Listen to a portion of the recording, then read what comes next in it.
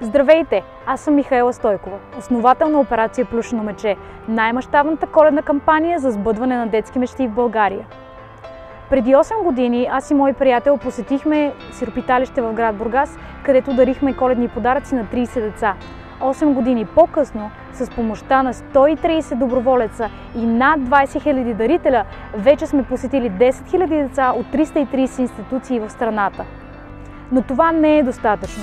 В многобройните ни срещи с различни деца в неравностойно положение открихме много скрити таланти. Деца, които имат изключителни заложби в сферата на изкуството, музиката, спорта, литературата и науката, но нямат нужния достъп до ресурси, с които да развият тези таланти. Затова имаме нужда от вашата помощ. Стартираме менторска програма, която ще предостави възможност на 10 изключителни деца в неравностойно положение да развиват своите таланти всяка година.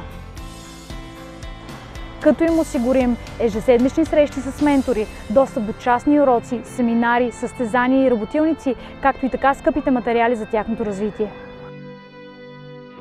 България е щастлива да бъде дом на много талантливи деца, но тези от тях, които прекарват ранното си детство в институции, нямат равен старт. Заедно с вас можем да променим това. Помогнете ни, като участвате в нашата кампания. Всяко дарение има значение.